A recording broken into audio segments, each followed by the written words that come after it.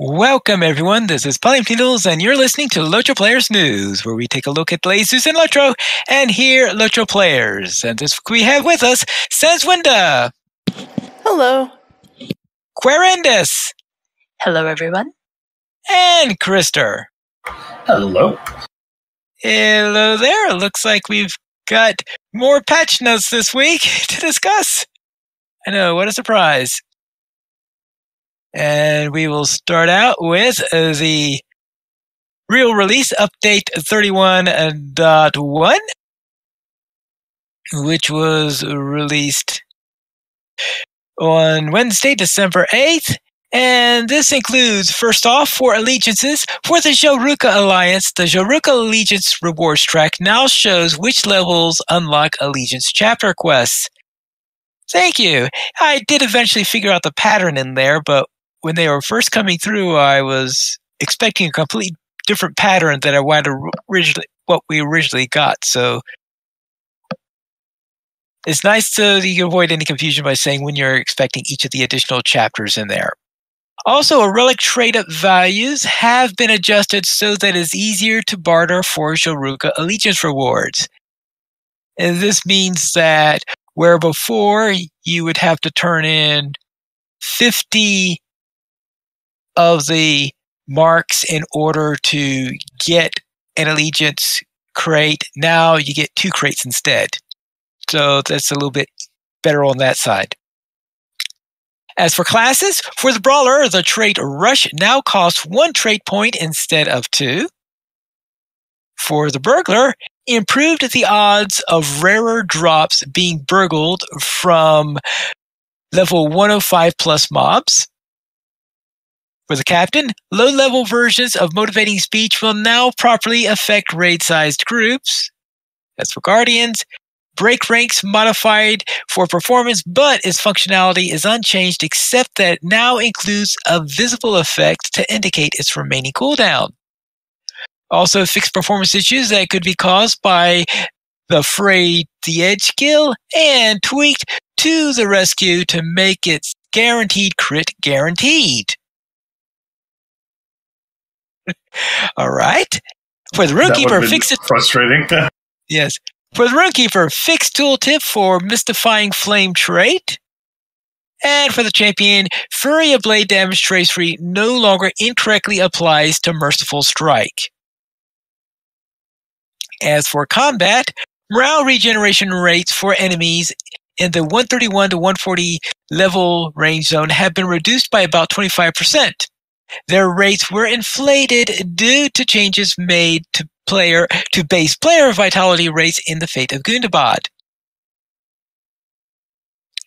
For Havoc Gifts, Yule-themed Havoc Gifts have returned! Really? Sorry. All I've got so far is like a landscape soldier token, and I did like the big pile of silver so that I got 2 gold. That was nice. I haven't got any of the Yule presents. No? Okay. Hobbits are holding out on me. Yeah, because they're sending me a couple of cozy kids. I never got one of those. Yes. I fail the rolls all the time, I guess. All right. Anyone have... oh, that's right. Sans didn't have time. So what about Krister? Did you get any Yule gifts? I got the reindeer. Was it the reindeer hobby horse? I got that one. That was pretty cool. Yeah, I didn't even try. I was like, I totally told him. I was like, I want Guare to win. Just go ahead and give it to her. And they said, no, we insist. And I said, okay, I'll take it. Yeah, exactly. Now that I know about a reindeer hobby horse, though, it is actually. I think really my cool. life might have been more content before I knew about this. That's awesome, though. I'm so glad that you got one, Krister. Yeah, that was very. I'm expecting to see you in Gundabad on that. Yeah, you know what? Maybe I'll go over to Harwick and I'll do a couple burnouts out there. Keep my reputation up.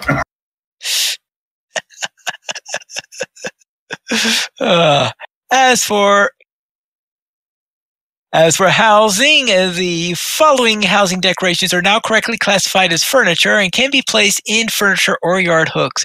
And those are the fungal bushes and also some fungal grass. And if you've already placed these items onto a wall hook, you'll need to remove them and place them into appropriate locations, furniture or yard hooks. And also, small and large yard hooks have been consolidated into a single yard hook type. As for items, Gunabad Rewards, additional cosmetic rewards have been added to the following Gunabad barter vendors: Joruka Allegiance, Geode Hunter, and the honored and celebrated tiers of Reclaimers of the Mountain Hold. And as for the Yule seasonal instances, bracelets have been removed from the Storegroom's Riches quest and are now possible drops from the Stromvagon's Tiny Trinket Box and Stromvagon's Tinier Trinket Box. These bracelets will scale to the level of the instant space. For a chance at incomparable bracelets, run the Tier 2 instance at level cap. And for players on Legendary Worlds or still leveling up, incomparable bracelets are also available by running the Tier 2 instances at levels 150 to 130, the Tier 1 instance chest, and all runs at level 131 to 139 will have a chance to drop rare bracelets. And Gunabad crafted shields now crit and achieve their correct item level. Barter cost for gear from the Fall of Khazad-dûm, Amdan Damu, the Bloody Threshold, Shakalush, the Stairs Battle, and Minas Morgul instances have been transitioned from Embers of Enchantment to Motes of Enchantment. Renaming crafted light armor pieces that were using misleading item names. The Brawler Pugilist gear set now properly requires minimum level 60 to use. The following old legendary items can now be deconstructed for Ancient Script: Title Bestowers, Crystals of Remembrance, Scrolls of Delving, Scrolls of Renewal, Scrolls of Empowerment, and Legacy Replacement Scrolls. So yes, you can now convert those into scripts so you don't have to worry about them lingering in your vault or inventory any longer.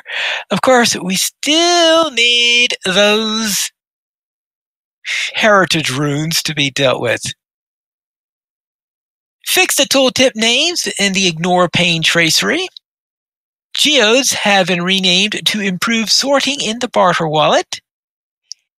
And incomparable gloves, gauntlets, gauges called Mosruk's Ride now have their correct appearances. As for PvMP gear will now be unequipped after leaving the Ettenmoors. Luzagag will now spawn the appropriate keep commanders when flipped, and Defiler Plague of Flies now restores power correctly instead of draining it off from the Defiler.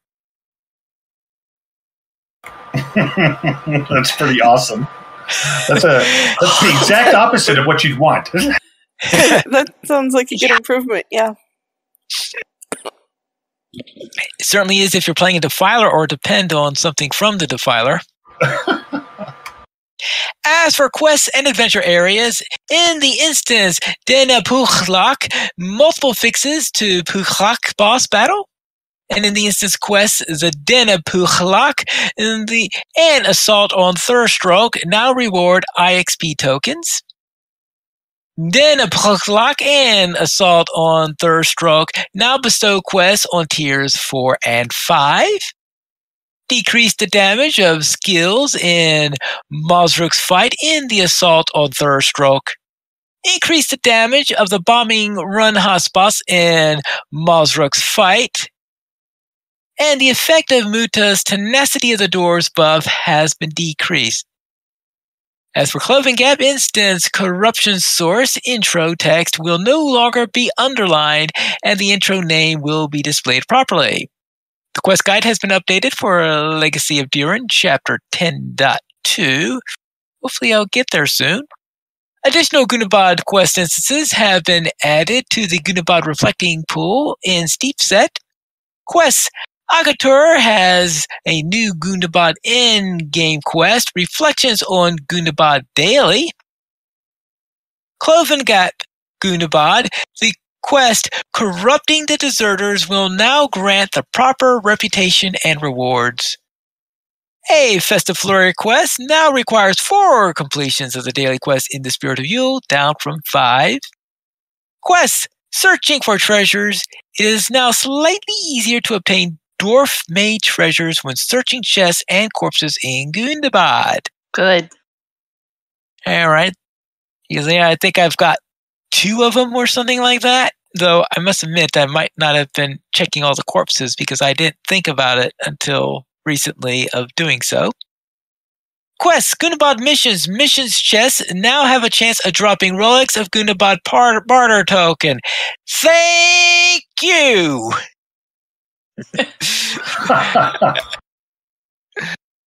Yes, let's just say that probably saved me a couple of days of missions and what I've been doing. Many Z fighting issues of Montagard and Deepsgrave have been resolved. Sought physics spots in Montagard and Deepsgrave have been resolved. Physics and Deco issues in Gazet Fark have been resolved. Opening the map panel while in Stoneheight will now show the North Downs map. That's right. Okay, where is Stoneheight? Yes, of course, Stoneheight is in the North Downs. Gundabad, Cloven Gap, quest the broken benches of Darach Kej. The discovery zone for the park has been expanded. Mission, the servants of Throchar. Uknad, she who feeds, now resets if she falls into the pit. Okay, she who okay, the servants of Throchar, Uknad. Okay, that's the nameless ones. Okay, yeah, I was thinking it was the names. I don't think she's ever fallen into the pit for me. So, slow travel from Steep Set to Felgat now behaves as expected. Slow travel between Margreen and Drekhol now functions as intended.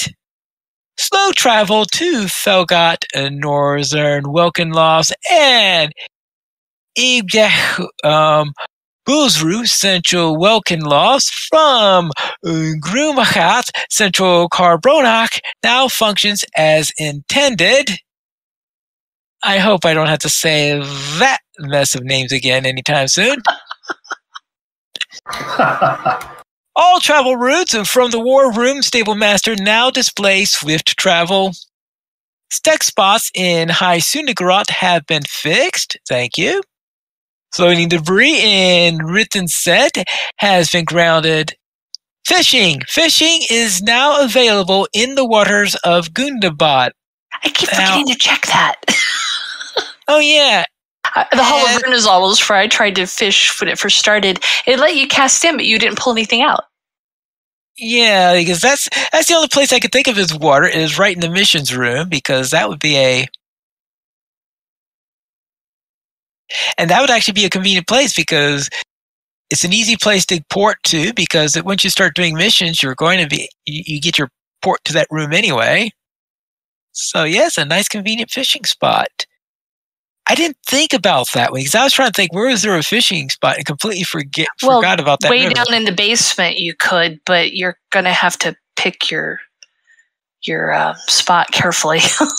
Yeah, that's the thing is I'm not exactly thrilled about the idea of doing that, especially if I want to do fishing on a lower level character. Well, you can't do that. You could in the missions room. Missions room, yes. I was talking about the basement. Yeah. Anywhere else in the landscape. Right, that's why I want to go into the basement. Stonejaws has water.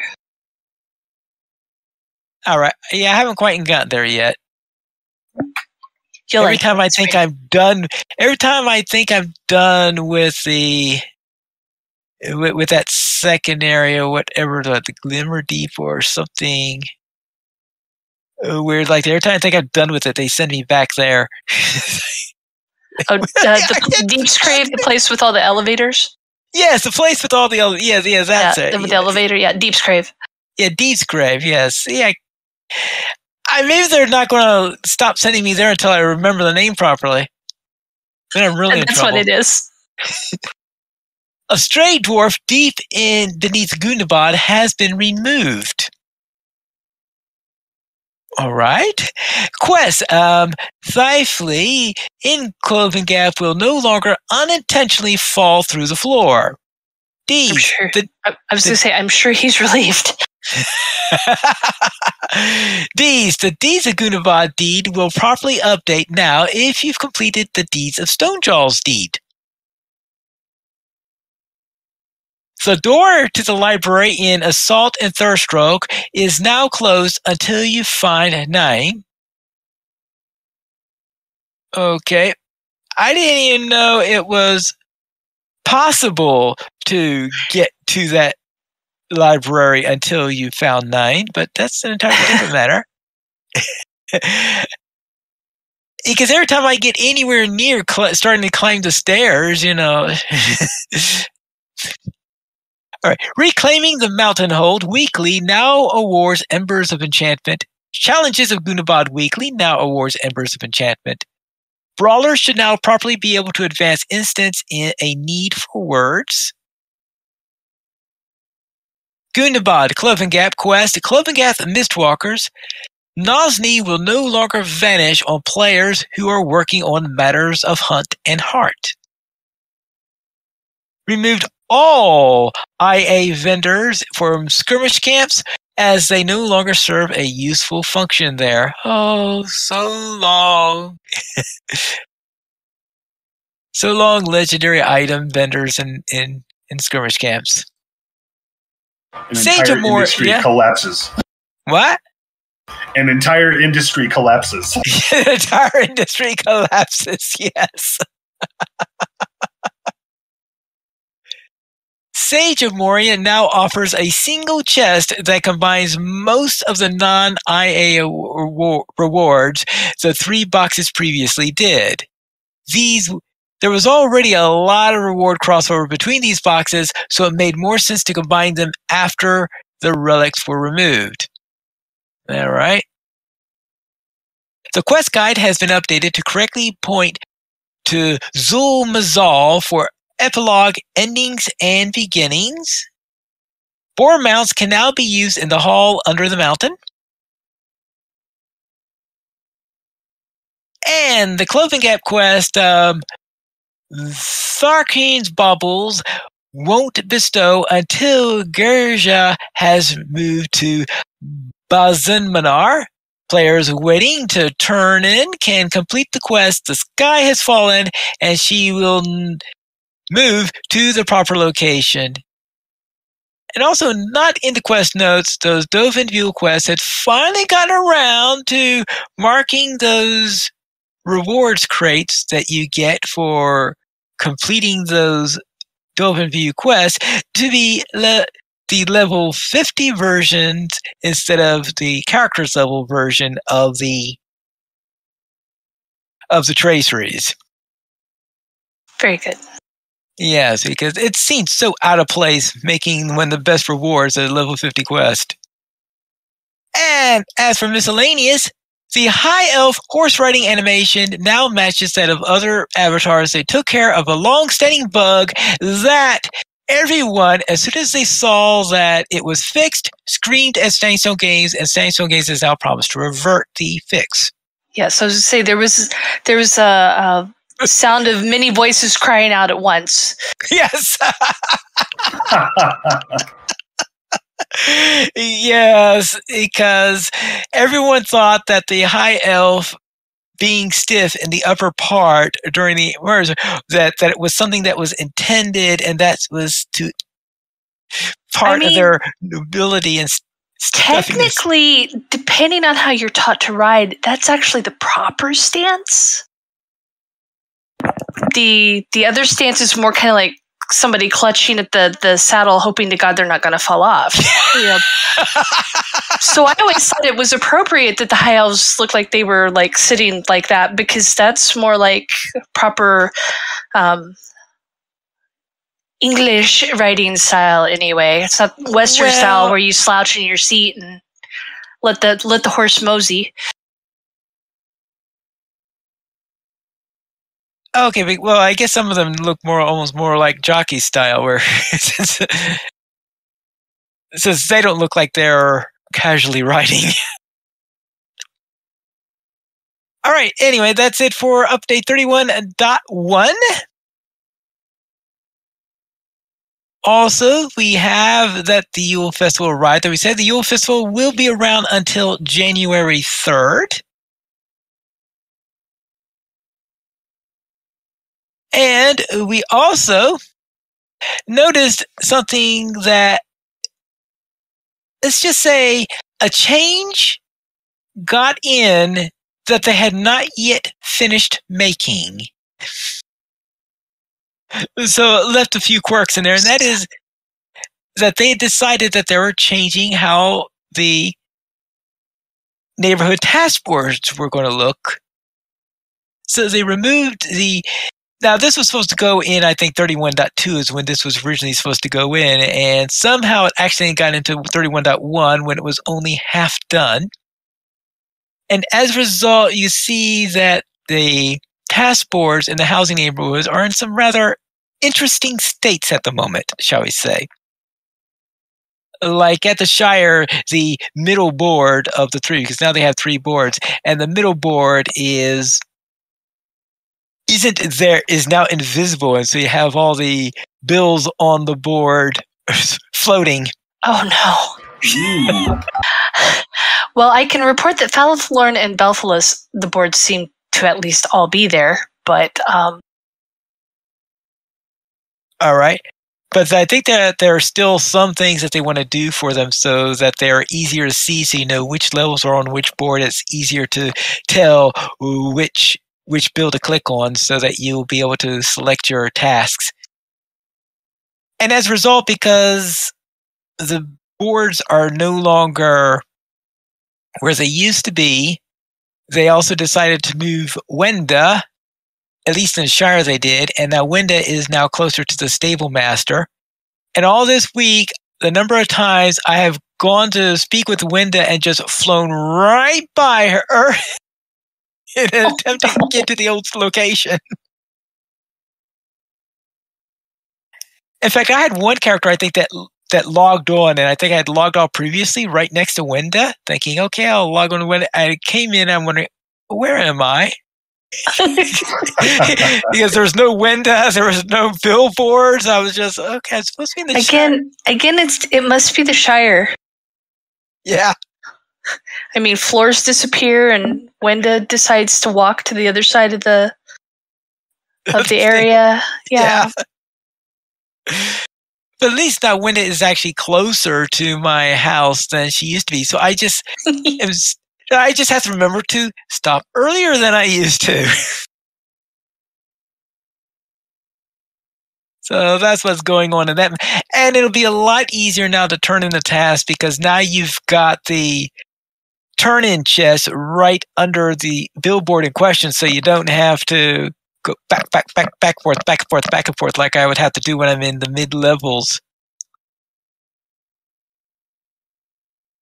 Then let's then look at what's happening on Bulbar, where there wasn't a Bulbar build 31.1.1, and this, I believe, is expected to come out next week. And in here we've got another test of the Houses of Rest. I don't know what they're planning yet on there, whether this is planned for next week or if the Houses of Rest are still for later on. But this time they did one with a little bit more of a full test so that you had to do the discovery and all that. Now here, what they're planning here. Now they did, of course, as I said, had the test for the new 6-player instance. And let's see. It looks like most of the instances stuff got into this week's patch instead of there. So some of these things, a lot of these changes that they had in here were actually for this week's patch. But for classes Hunter, improved penetrating shot cooldown increased from 0 seconds to 1 second. And for the Hunter, an exploit was discovered to abuse penetrating shot. Under normal circumstances, the skill is rarely used in rapid sequence in any case, so we're adding a short cooldown to prevent the exploit. All right. And for quests and adventure areas, we already talked about Bournemouth. See, the quests here. Looks like all this stuff is all the same stuff we had last time. Items in old LI blank names now have the sealed term prepended to their names. While these can no longer be identified, they can still be used as cosmetic items. And roving threat legendary item blank vendors now accept figments rather than tokens for these items. I guess because figments are more appropriate if you want them for cosmetics. For cosmetic purposes. And barter costs for gear from the Fall of Khazad-dûm, Aman-Duman, and the Bloody Threshold. Oh yeah, we already talked about that. Incomparable glove. Now that's already, yeah, most of these are already in. So we'll see what is actually in. So it looks like there are a couple of items that are for next week, but it was mainly a test of the House's Arrest and I guess a final look before the release of what they did for 31.1. And that is it for that. So let's head to the beacon.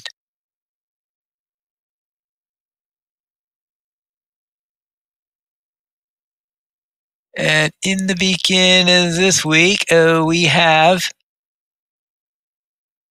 looks like something from the Yule Festival.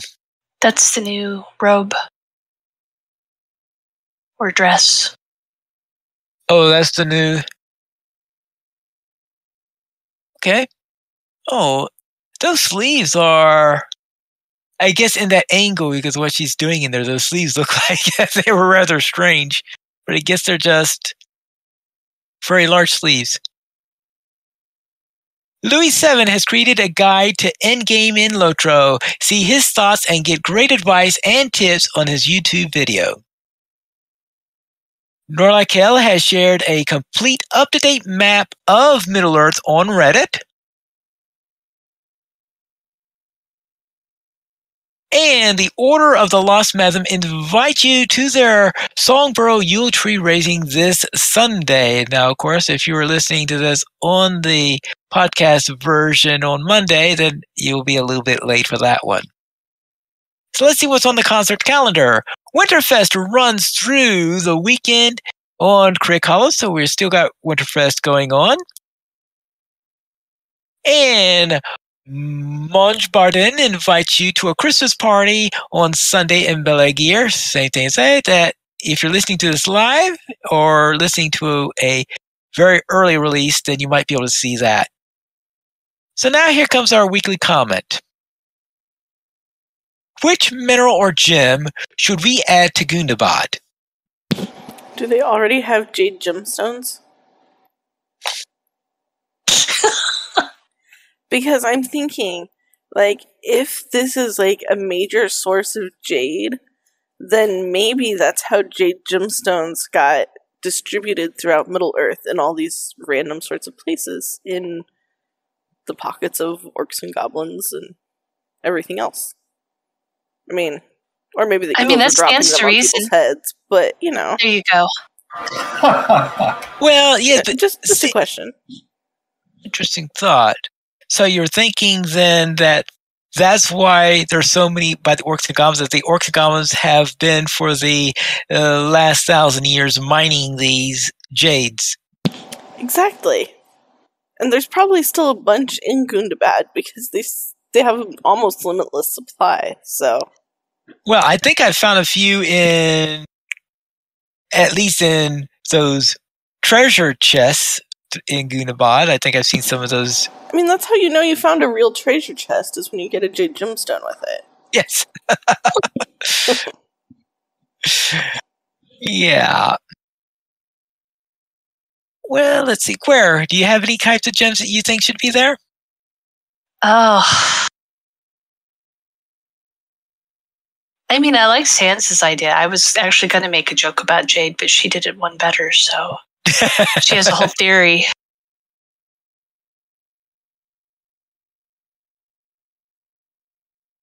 Let's see. Are there any barrels in Gundabad yet, or are those only allowed in elf areas? I haven't seen anything that is called a barrel there. All right, because I think I've seen amethysts, I've seen diamonds, I've seen... Those Amram drop sapphires all the time. Sapphires, okay. There's some diamonds. Was that where you get the sapphires from? Okay, because I was wondering, because when I was doing a daily, I was getting diamonds drop all over the place. And I got gold dropping, but... Gold is from animals. Yeah, I got those from animals. Yes, I got those from the crawlers, I think.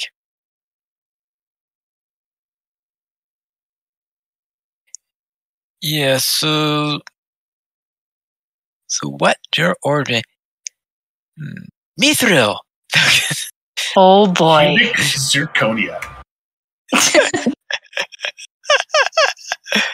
Well, I know it's an unlikely thing to drop there because Khazad-dûm wouldn't have been so special if Mithril was dropping in Gundabad.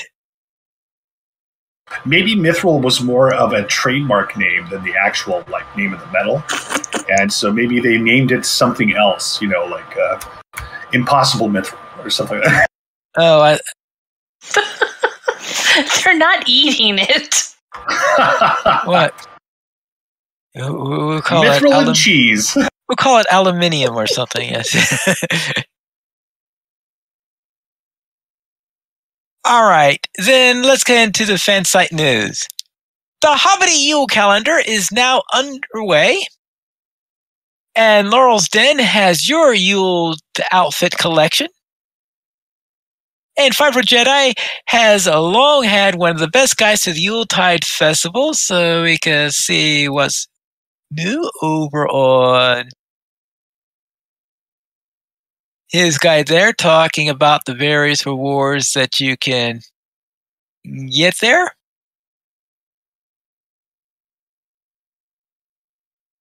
The 2021 guide.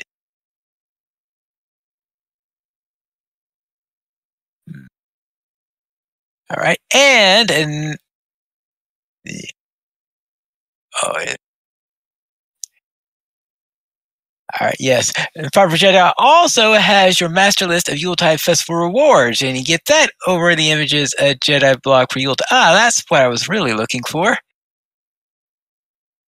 Yeah, all the rewards that you want to see in there. The latest cosmetics.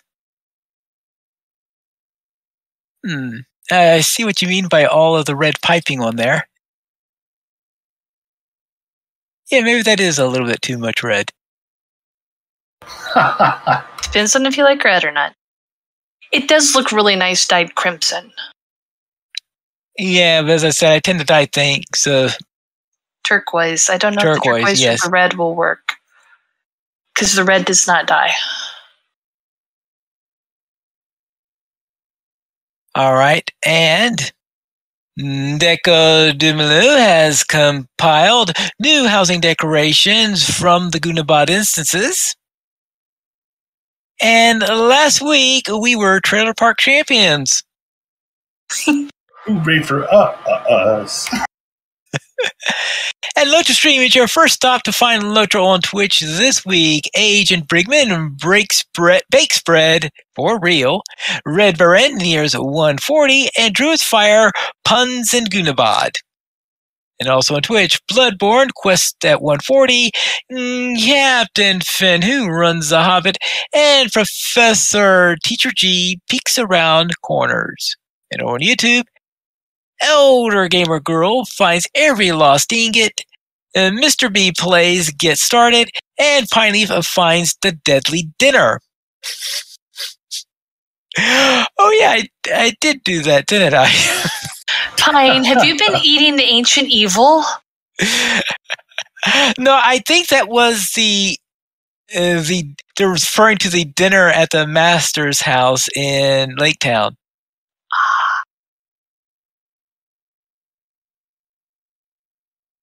And let's go to the screenshot of the week where we have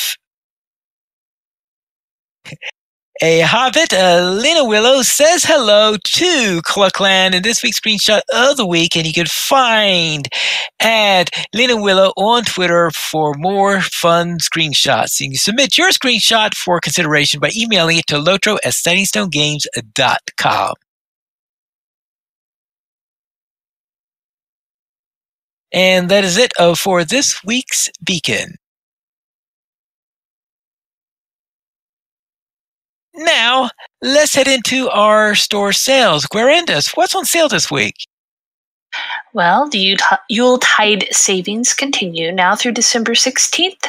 It's 75% off select ingredient packs, 50% off crafting carryalls. That's a good price, y'all. 35% off character race changes. And they also have the special sales with Unleash Your Potential. It's 20% off keys, universal solvents, universal morale and power potions. If you get Havoc Gifts, don't worry about those.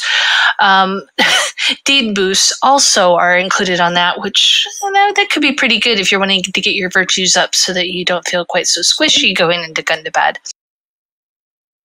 And this week's weekly coupon gets you a free Tome of Defense with the coupon code DEFENDER now through the 16th. Whee! Thank you. Yeah, that's a good one. So if you want to turn your dwarf into a styled axe or your elf into a high elf, this is the week to do it then. It would appear so, yes. Yeah. Still kind of expensive, though. Wow. Yeah, okay. It can be expensive.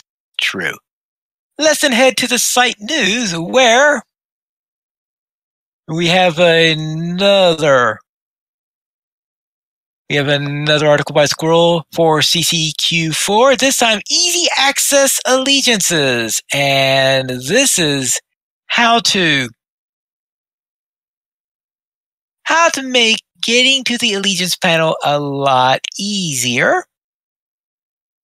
And it's essentially saying replace one of your toolbar slots to the allegiance panel. And in fact, that is something that I did on many of my characters, any of them working on allegiances right now, where I switched over to using that because there is this old legendary item panel that is now pretty much useless. Yeah. So that slot is now much more appropriately using for allegiances to make that a whole lot easier to get to. So I've been doing a lot of stuff with the Jaruka lately. And that concludes our site news. So let's head into our weekend gaming. Guarendas, what have you been up to? Oh, well, Gundabad. Still Gunabad. Dinged 140 since the last time I've been on. Some of the repeatables, thank you. Some of the repeatables you're given after you have reached the level cap are oof. The one that I'm thinking of particularly is there's repeatable from one of the dwarves where you either can go to the Welkin Lofts or to the Forges. And it's basically set up as like more of a, at least one of the quests on it is more of like a fellowship rather than a small fellowship. And the Forges felt like a meat grinder. I'm just going to say that. It's run almost like a public dungeon, so you'll have other people in there, and that can be good. Or it could be a little bit tricky because they'll be pulling stuff that you're not really ready to be dealing with, and it's very small area and there's lots of mobs and they hit hard. So yeah, it was a little bit interesting. Is that the one where they give you warning messages about mobs near forges and stuff like that? I different one? Don't remember that. It's not like a mission. It's just Agator gives it to you. But I'll tell you a pine. I'll be honest. All I was doing was focusing on the captain and trying to figure out what skill I can fire off to give myself some more morale, because I'm not really set up for like big grouping situations. Yeah. So I was a squishy hunter trying to stay alive. So that might be the case, but I have no idea. Yeah, because what happened to me is after I just took all the quests, I thought, okay, I'll just have them in my quest log. So I went to Matagard in order to continue on with the storyline. And while I was there, I got this big red billboard saying something about talking about mobs at forges are now active again. Yes. And that's funny that you were like getting those messages and you weren't even in there. I noticed that when we came out of it, we were still getting the messages too until we turned it in. So and since I had no intention of going there anytime soon, I just canceled that quest immediately so that I won't be disturbed by those messages. Yes, because they will continue to pop up. Managed to clear that and then did the lofts later in the week. The lofts are a little bit better. They're a little more wide open. But oofta. And I realized that, some of them are like fellowship, but it's kind of like, okay, if we got to do this for the deed, dudes, come on. Oh, well. We survived. We do have 4 of the throne gems socketed, though. So I'm happy to say that, we have four of the zones completely cleared out as much as we need to do that quest anyway. When we're just dipping a toe into Cloven Gap, that'll be fun. Okay. So it has to do with endgame and finally getting those throne gems then? With the throne gems, what you have to do is for each area, you have to clear all the deeds. Oh. Including the Slayers. And when you get it done, then you get a quest and you go to the Steep Set and talk to one of the dwarves there and they send you out to find the stone and then you bring it back and put it on so you're doing recovery on it. This is never going to happen for me. Sure it will. It just might take a while. I mean, we came up in the era of doing Mordor allegiances, which felt like they were going to take forever. And, he completed it. I mean, it's just grinding like normal.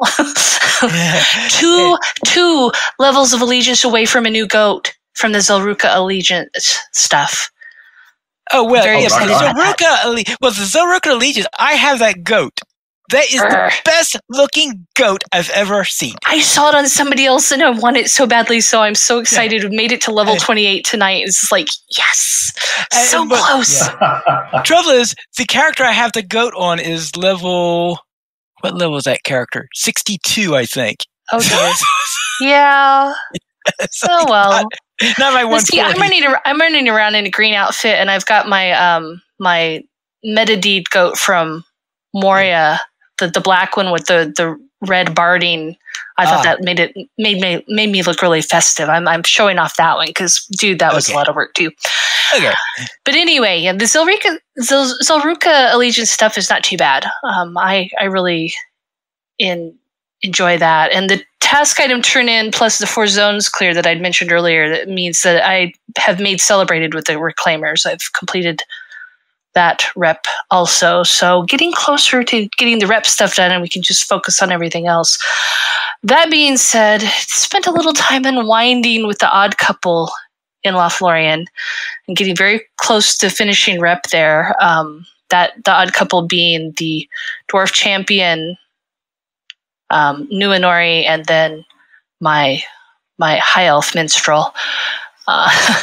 And my lore master, who is excellent at making Gundabad Scholar recipes, was level 21 when she stepped out of the Bree Crafting Hall this week. And she's very close to level 23 now. Trying to figure out the lore master just as a personal challenge of playing something a little bit different than I've played before. Got a lot more bells and whistles to kind of keep track of, for me anyway, because I'm kind of squirrel. But I'm really enjoying that too. But yeah, I mean, she can make a Gundabad Scholar recipe like no tomorrow. She's level 21 at the time. But yeah. Well, Krister, what have you got up to? Well, I've been playing a lot of LOTRO, and I've got Krister unbuffed above 1 million morale now, so I feel really good about that. But now I've heard tale of people out there, tanks out there with 2 million morale. So that's completely unacceptable. And now I have a new goal to achieve. And so I'm looking forward to that. But it was kind of funny just breaching that million. It was, I flew past it basically, because now that I've got my gear pretty much up to 140, I haven't buffed myself completely, but I think I'm at probably 1.4 or 5 at this point. My goodness gracious. I'm at 0.6 still, so yeah. But of course, it's frustrating to know that just means I'm going to take a lot more damage with the percentage-based effects, so that's frustrating. But that also means that all my percentage-based stuff is going to be outputting higher as well. So, and plus I like doing the tank, but the hunter, holy moly! I'll tell you, after years of playing the captain and just being used to the pace of combat with the cappy, which is, it's okay, slow. I just have to admit it. It's very slow, but it's steady. It's just like, it's going to be slow for me, but I'm not going to get overwhelmed when I have 10 opponents. I'm going to be able to fight my way through it where you would explode, so. But the hunter is just amazing. The red hunter is just to see the magnitude of death that you can distribute almost instantly, and that you can kill big groups very quickly, and it's just really interesting. I've just played red though at this point, because I really didn't think I was gonna get the hunter ready for raid, especially considering we've got so many good hunters in our group. I shouldn't ever get a shot, with this hunter, but it would be interesting to take him on a raid and see what I could do with him. And then I had a bizarre caffeine-induced inspiration in Starship Evo. The whole point of Starship Evo for me was that it was Minecraft in space, so I could fly things around. And building my ghasts in our Minecraft world, I realized I could build ghasts in Starship Evo, and the big difference is I can fly these ghasts around. So now I've totally become enamored with this ghast project. So I'm going to build a bunch of battle ghasts, and then I'm thinking if I can do the hair just right, I'm going to create a Rick Ghastly ghast and see if I can pull that off. So I'll let you guys know the progress there. But anyways, that's been a lot of I hope fun. that you never give up on trying to do that. Usually this is when if I just have these bizarre thoughts, they usually produce some pretty good art in the end. At least it was fun too. It was just fun doing it. And we did see, I don't know how to say that guy's name, Pilot. If you said Strovigan, right? Strovigan? I think your way is easier. Storvigan? Yeah, so we did the Storvigan run for the first time since the new festival with a group of 6 of us. And even though we died like a Zap Brannigan tactic, just died in droves, we were living through going through the red barrier and actually still being able to fight. So in the end, even though it took a long time and we died a lot, we actually completed it. So that was we felt pretty good about that.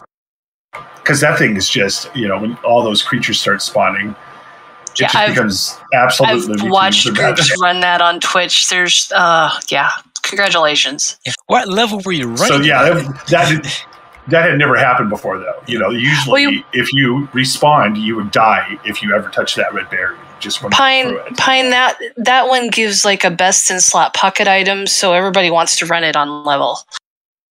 Ah, okay.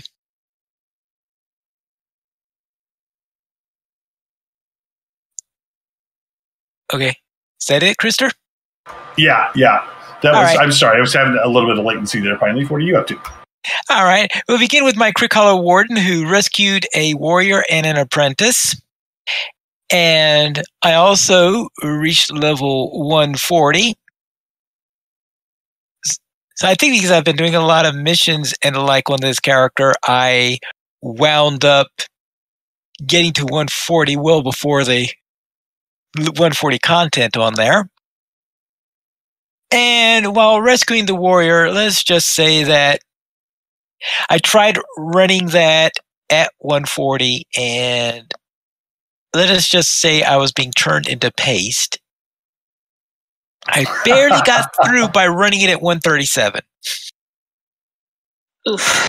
So that seems to be my limit of what I can do on content level. Maybe I could get some gear up so that I could be able to survive content a little bit higher than that. So right now it looks like about 137 is the max I could face at the moment.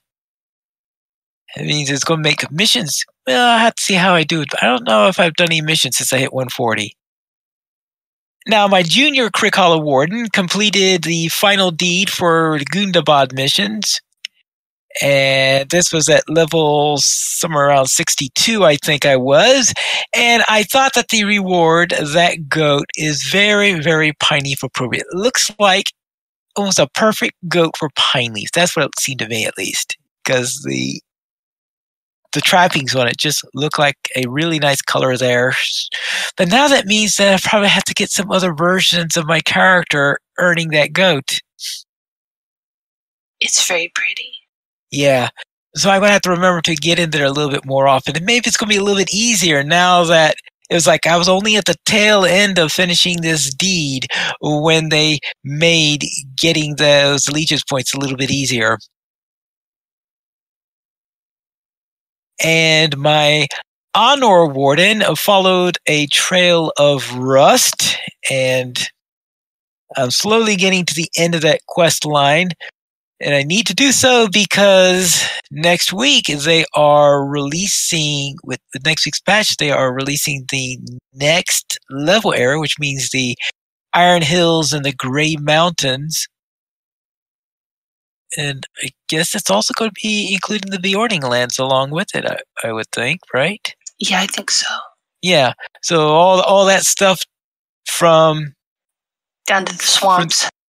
Down the swamps and all that stuff, all that pre-Venus Morgul stuff is going to be opening up soon, so I want to be all ready for that. And my Landrival Brawler participated in Friday Night Fights, where we completed the Yule instances. Obviously, well, it was sort of at about our average level, I think we managed to do that. So, yes, I was expecting that giant to turn us into paste or whatever, but apparently we didn't have all that many deaths. I could only assume that when you are in this was with the level 50 to 60 ranges where our characters were, so I presume it's a lot easier there than it is trying to do it at level cap or anything like that. And also after we did those, we then ran the Barrow Downs instances. So first, of course, we ran Thadir in the Maze in order to unlock Sammy. Then we ran Sammy. And that concludes my week in LOTRO.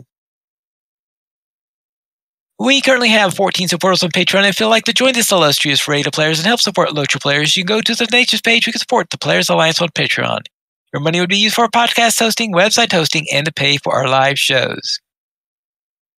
We did not receive any emails this week, but if you'd like to send one, you can send it to podcast@LOTROplayers.com. You can also us on Twitter. The Players Alliance @Players Ally, LOTRO Players @LOTROplayers, Arendis @Arendis, Pinelyfit Pineleaf Needles, Sanswinda @Sanswinda, Terry Edwin @Terry Edwin, Guarendis @Guarendis, and Calibathian @Calibathian, and I would presume that Krister is too busy trying to fly gas. Yep, I'm at the Build-A-Ghast, putting a gas together. At the Build-A-Ghast campaign. The Players Alliance has two shows on Saturdays today, 30 p.m. U.S. Eastern Time. We have LOTRO Players News, and we have DDO Players News whenever Drac is available. You can source our shows at LOTROplayers.com/live. And that's all for tonight, and this is Pineleaf Needles reminding you to skirmish responsibly.